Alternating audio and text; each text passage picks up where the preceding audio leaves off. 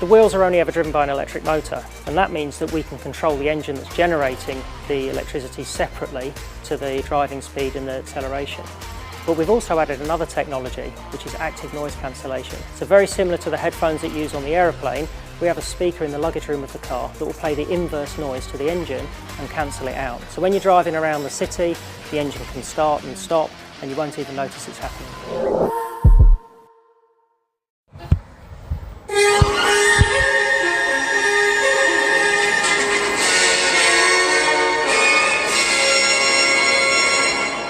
The tourism numbers stay steady and a fire risk remains. Good morning, Sam Bradbrook in the southeast with ABC News. The City of Mount Gambier says tourism numbers have remained strong across Easter and the school holidays, despite fears over the rising cost of fuel. In some areas of the state, fuel cost increases, as well as concerns over availability, led to low tourism numbers and cancellations at accommodation businesses. The Council's Economy, Strategy and Engagement Manager, Biddy Shearing, says initiatives like Gather Round helped keep local numbers stable. She says Mount Gambier tends to rely on the self-drive tourism market. We were monitoring how things were going, but we continue to have really strong visitation. What we have seen is, and what we've heard through our visitor centres, is that people are preferring to stay closer and travel a little bit closer to home, but also maybe once they're here, staying longer. Southwest Victorian firefighters say they're on high alert as warm temperatures and low rainfall stoke fears about fires after fire danger periods have lifted.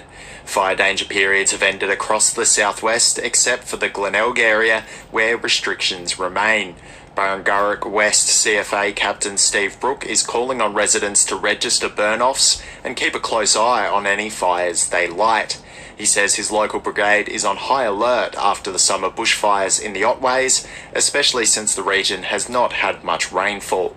We're still in drought down here, even though things look green and everything else, and there is moisture now coming up out of the ground at night time, and it takes a little while for the dew on the ground to go. But once that dew goes on the ground, there will still be the potential for fires. Australia's peak motoring body is calling on the federal government to include funding for better investigations into road deaths in next month's budget.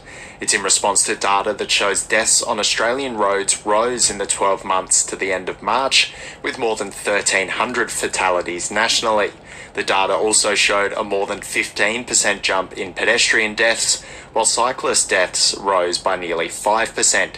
The Australian Automobile Association says the government should fund so-called no-blame investigations to identify the underlying causes of the increase. Australia is seeking to ensure it's prioritised over other nations in the queue for fuel supply, with Foreign Minister Penny Wong travelling to Japan today, then on to China and Korea. The three countries provide a mix of diesel, petrol and jet fuel to Australia. As blockades in the Strait of Hormuz continue to cause energy disruptions, the government says it's important Australia works to secure necessary supplies. A resident says he's worried about the potential health impacts of duck poo being left at the Mount Gambier outdoor swimming pool at Woolunda. Operated by Belgravia Leisure, the pool is closed for the winter from today, but Graham Walcombe is concerned ducks which have resided at the pool for more than a year could pass on diseases to swimmers. He says he's regularly raised concerns to pool staff, but the issue has persisted. What concerns me is that this is a high-risk area to have that duck pool on the edge of the pool and people walking in it around the paths and on the lawns effectively swimming in it. Belgravia Leisure says it has a regular cleaning regime to maintain hygiene and presentation standards across the centre. A spokesperson says while the ducks are not discouraged by human interaction, they've worked through various methods to humanely discourage them from the outdoor pool area. Belgravia confirmed its pool chemical levels are regularly tested, monitored and maintained as per SA Health regulations. The Mount Gambier SES has taken the first South Australian delivery of a brand new heavy rescue vehicle built to boost operational capacity in the region. The truck is designed to respond to serious incidents involving heavy vehicles, using tools including an upgraded winch, new hydraulic and battery-powered cutting tools, as well as a 1.4 metre rescue platform. More of these vehicles will be delivered to SES teams in the coming months, with the Bordertown SES expecting a truck in June. A report has highlighted where new housing can and should be built in Narracourt to address local shortages. Jack Ward has more.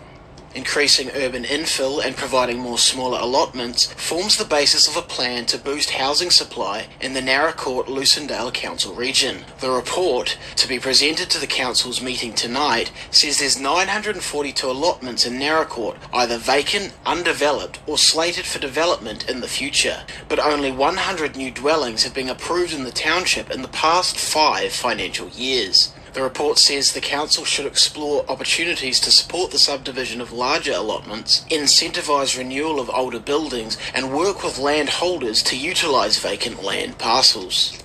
The local unemployment rate has fallen to just 3.5%, continuing a trend of very low unemployment in the region. The Australian Bureau of Statistics' latest labour force data for the southeast region, which includes the Limestone Coast, Riverland, Mallee and Murray Bridge, shows the rate in March stayed below 4% for the 7th straight month. The number of people in work dropped slightly to about 98,800, but there were about 200 fewer unemployed people in the region last month.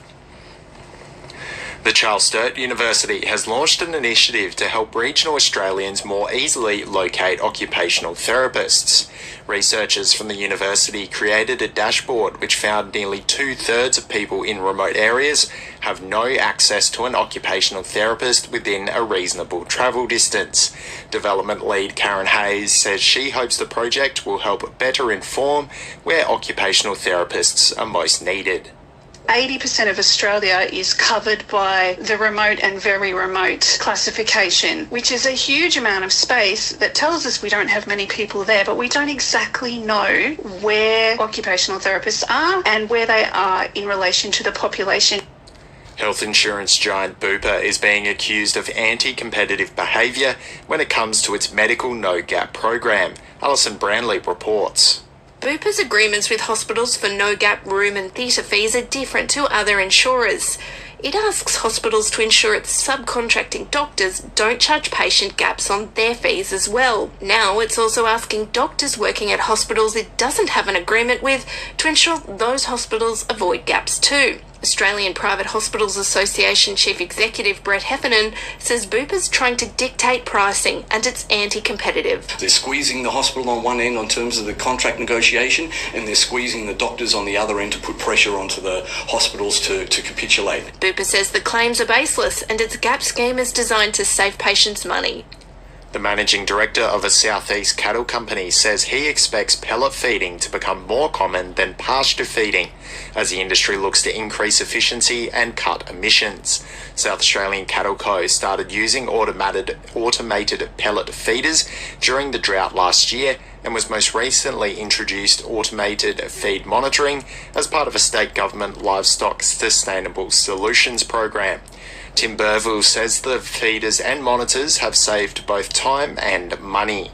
All farmers need to be embracing technology in terms of monitoring. It just cuts down on a lot of the jobs that they do. But in terms of feeding, I think that it's going to be an increasingly important part of our supply chain. A man will appear in court after he returned a blood alcohol reading of more than 3 times the legal limit at Keith over the weekend. Amelia Walters has the details.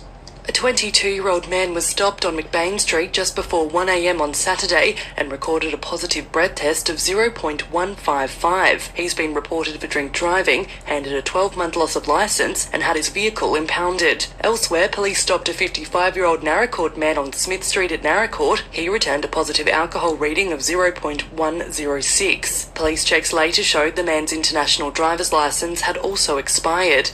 He's been issued a 6-month loss of licence and will appear in court at a later date.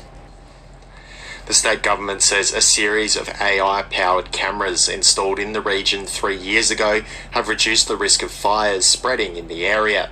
The cameras cost the government $2.35 million and were delivered in partnership with the Green Triangle Fire Alliance. The system detected 12 unplanned fires over the 2025-26 fire danger season, which ends tomorrow.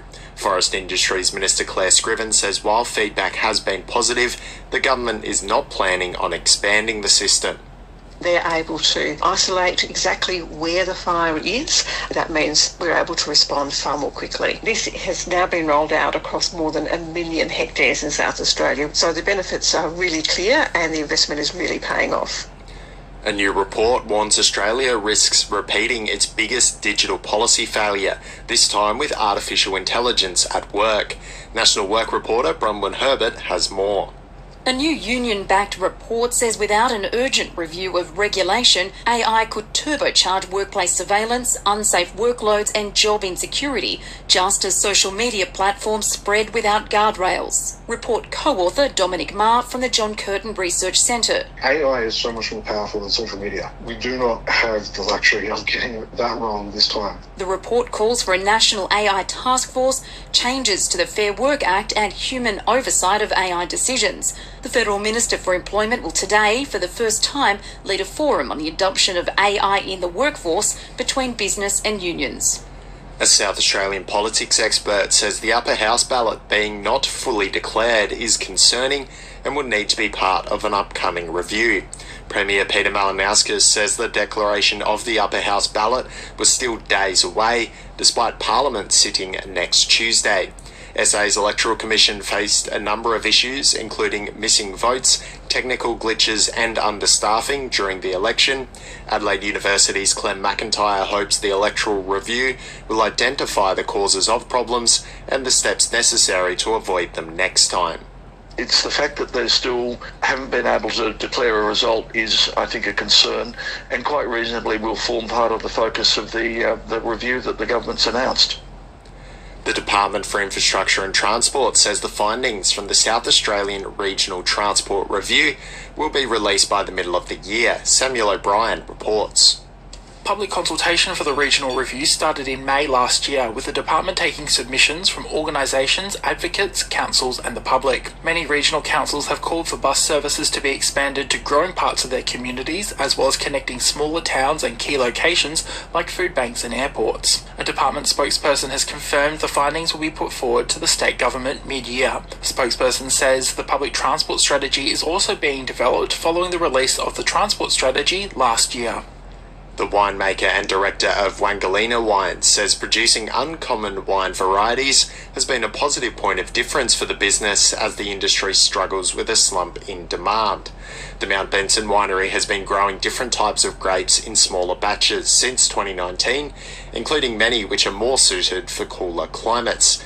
Anita Good says while it can be expensive to make changes, it can pay off as customers look to different ways to consume wine. When those wines came online, it opened doors for us. When you say, look at my Limestone Coast Gruner Veltliner, they're more likely to stop and say, hey, look, that sounds exciting, that's new, that's different. And it's actually led to an increase in wine sales for my business. The chair of the Mount Gambier Aviation Museum says his team is looking forward to further fitting out the Bellman hangar after a successful event at the airport this weekend. Around 6,000 people attended a family fun day on Sunday, showcasing the work already done to preserve and tell the region's aviation history. Chris Holden says he hopes to open the historic hangar for visitors permanently in the future. Running concurrent with that is how we acquire more space to actually show more of it. We are targeting some aircraft to come in. So there's just going to be some challenges around that, but they're all positive challenges for the project moving forward. The new mental health ward at the Mount Gambier Hospital will be open for the public to visit today before it opens to patients next week. The 6 beds at the new subacute facility will double capacity at the hospital and will provide an intermediary service for mental health patients in the region. Executive Director of Mental Health Services, Pauline Beach, says the unit's been designed in consultation with a wide variety of stakeholders. Often people don't really need to be in an acute environment. And the key design feature of this unit, whilst it's a clinical space, we really tried to balance that with a therapeutic home-like environment to support that recovery. A man's been arrested after several incidents of indecent behaviour in Mount Gambier. Police allege that on Tuesday afternoon this week, a man was seen behaving in an indecent manner in a fast food shop on Commercial Street West and at least 3 other incidents in the area during the past week. The 54-year-old local man was arrested at his home address last night and charged with 4 counts of indecent behaviour. He was refused bail to appear at the Mount Gambier Magistrates Court today. Narra Court Lucindale Mayor Patrick Ross says increasing council rates on vacant land could be implemented to encourage housing development in the region. It comes as Domain listed the council as having the highest yearly growth of any regional local government area, with median prices growing more than 48% in the past year. The council's also endorsed a new housing strategy aimed at promoting growth, mainly through urban infill in Narra Court. Mr Ross says Narra Court has the infrastructure to grow quickly. The infrastructure is already in place to allow for way more growth. So, we could go from 8,000 to 12,000 and there would be no more pressure put on the water infrastructure that already exists. A local soccer club says a ruling which could see it removed from the Limestone Coast Football Association is unfair on junior and female players. The Millicent United Soccer Club's been told if it can't field a senior men's team next season, it'll be removed from participating in all grades.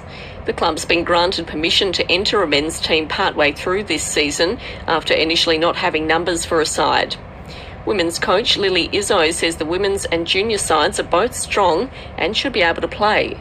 It really upsets me that we're not seen as a senior team of the club. I know for a fact that if the women struggled and the men's were fine, the club wouldn't have a problem going ahead in future seasons.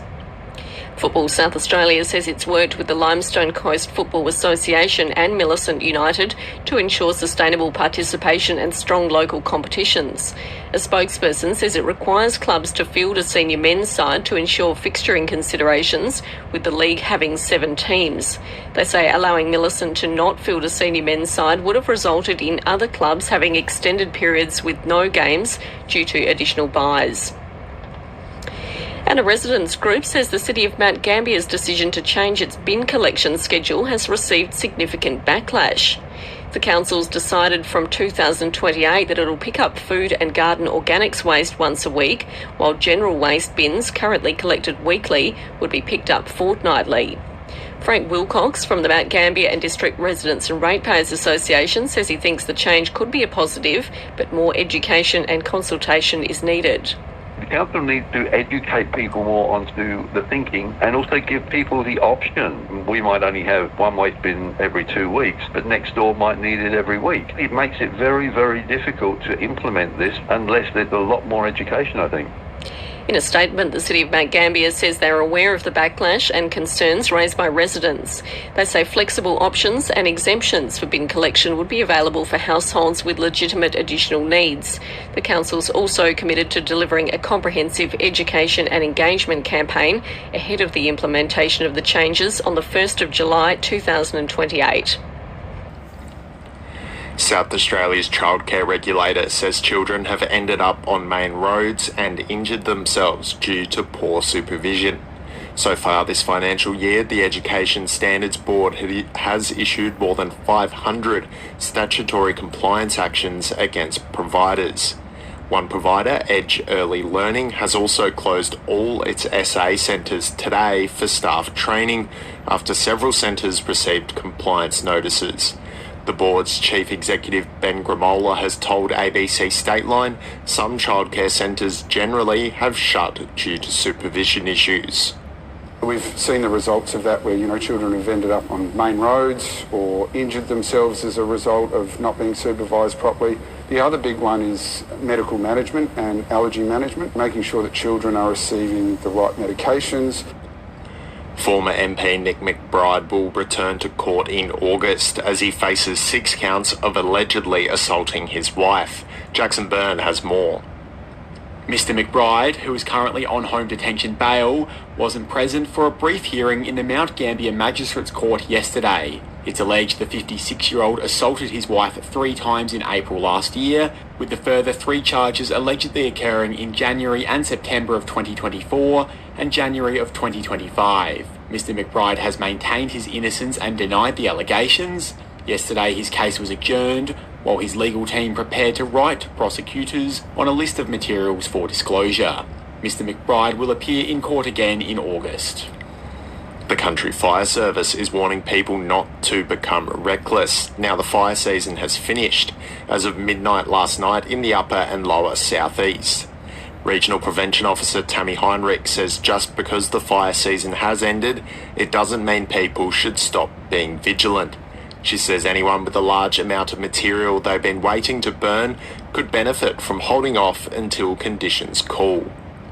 But we are still seeing dry conditions across the region. We've got some warmer days coming. We've just got some reminders for people, obviously with their broadacre burning, to have a minimum of 400 litres of water on hand. A man has faced court after being arrested for several incidents of alleged indecent behaviour in Mount Gambier. Liz Rymill reports. Police allege the man was behaving in an indecent manner in a fast food shop on Commercial Street West on Tuesday afternoon, as well as at least 3 other similar incidents in the area during the past week. The Mount Gambier man, who cannot be named for legal reasons, was arrested at his home address on Wednesday night, charged with 4 counts of indecent behaviour. He appeared in the Mount Gambier Magistrates Court yesterday, where Magistrate Natalie Brown granted him bail. He'll appear again on the 2nd of June. Foreign Minister Penny Wong has confirmed Australia is involved in diplomatic discussions about Donald Trump's latest proposal to open the Strait of Hormuz. The Trump administration is wanting other countries to form an international coalition called the Maritime Freedom Construct to open the strait in a post-conflict scenario. Participation could come in the form of diplomacy, information sharing, sanctions, enforcement, or naval presence. Senator Wong says Australia is in talks with the United States.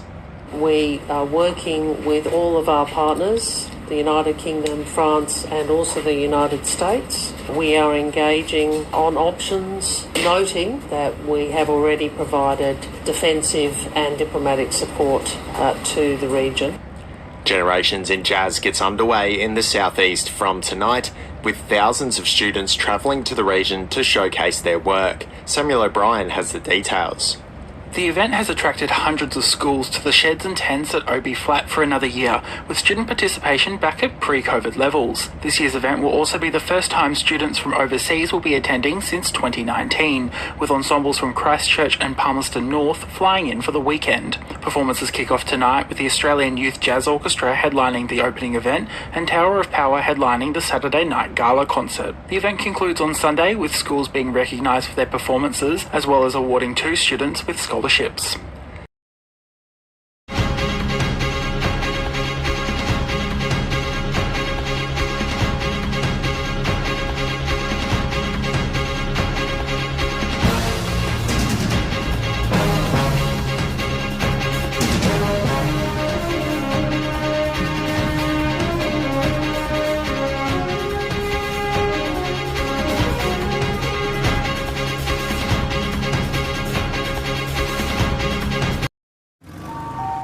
Yeah, give me that happy wash.